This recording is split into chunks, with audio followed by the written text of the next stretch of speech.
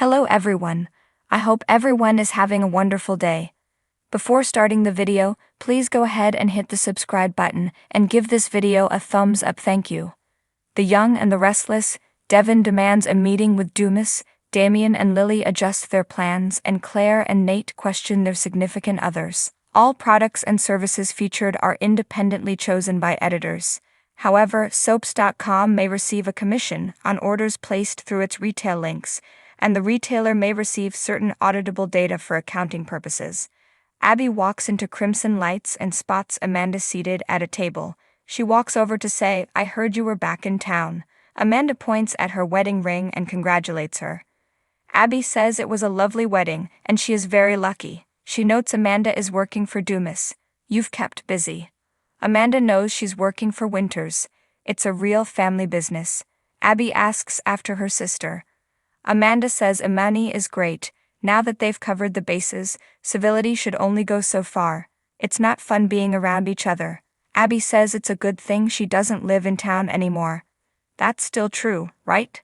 Amanda isn't moving back anytime soon. She just got to DC for her new job and is settling in there.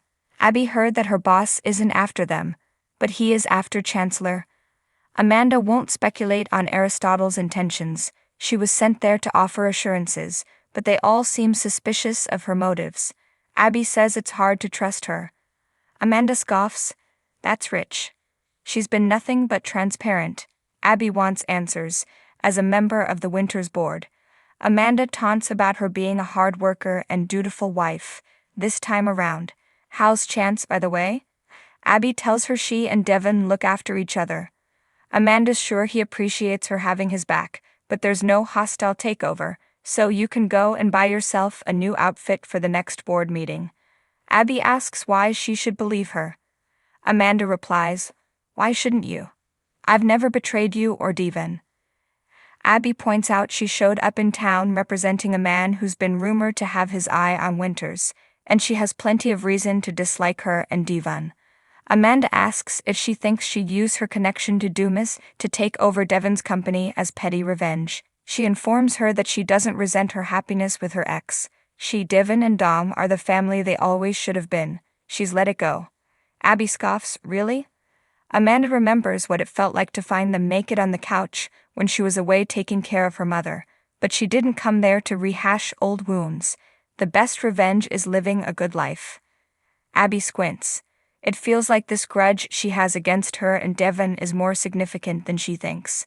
Amanda tells her to stop pushing and reveals that Dumas is trying to protect Winters, not take it away. Abby asks, "What's in it for him?" Amanda reiterates that Dumas admires and respects Lily and Devon. Devon walks in as they spar. "Is everything okay here?" Abby says they were discussing Amanda's new job and her boss.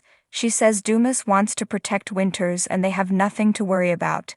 Devon's curious why Dumas cares about them and their company one way or another. And why did he send her? What's your mission? Amanda feels they're gaining up on her.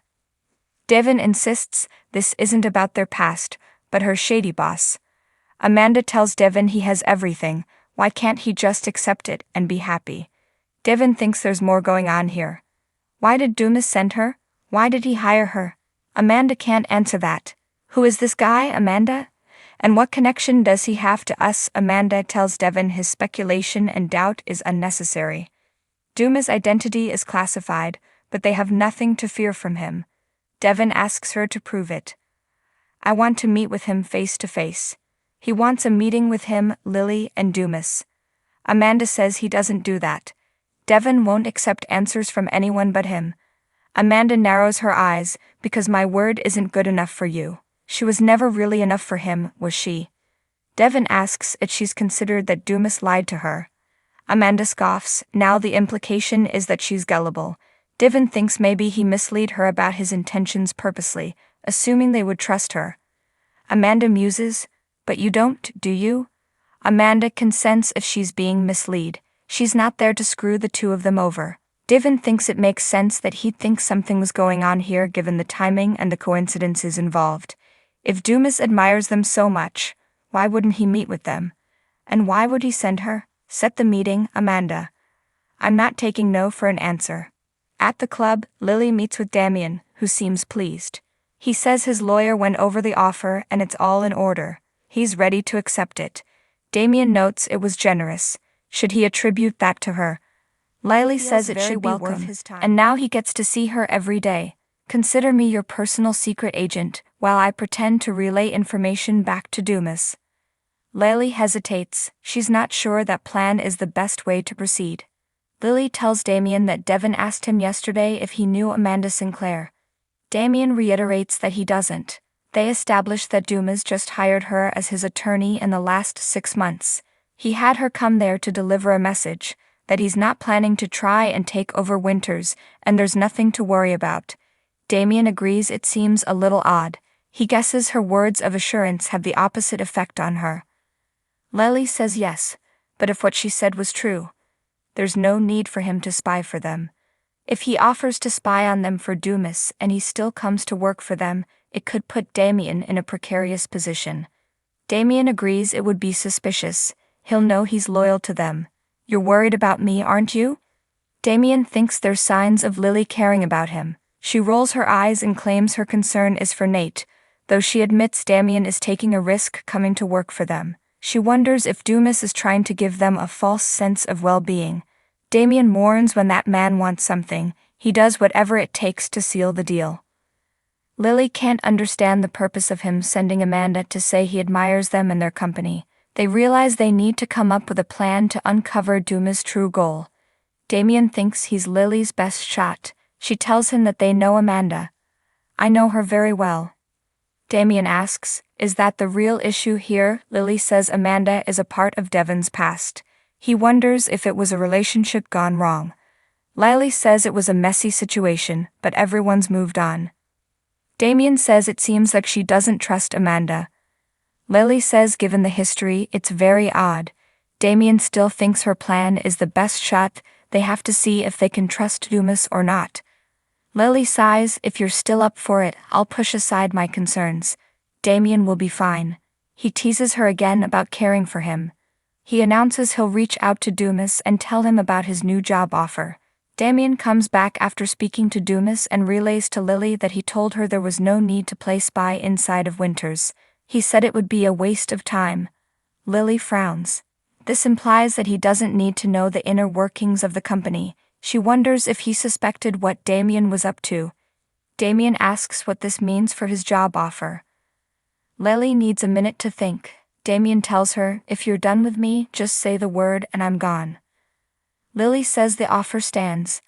I wouldn't do that to you. Damian thanks her. She adds that Nate would kill her if she had it revoked.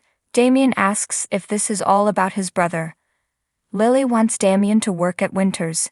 He knows she's still wary, but she cares about his well-being and feelings too. She says, sure, whatever makes you happy. He says this job will make him happy, and people looking out for him will make him happy too. Holden's been the closest thing to a brother to him, but what he and Nate have is different. It's blood. He'll have to be careful that Holden isn't affected by his decisions. If Dumas becomes suspicious of him, that could carry over. Lily thinks Holden is lucky to have him. She knows this could put Damian in a bad spot. Does he really want to piss off this powerful man? Why would you take that chance? Damian knows there could be repercussions for joining Winters. He's going against his boss' wishes. Aristotle took a chance on him when he needed one, but there was always something off with their arrangement. He hired him with no experience and a fake presume.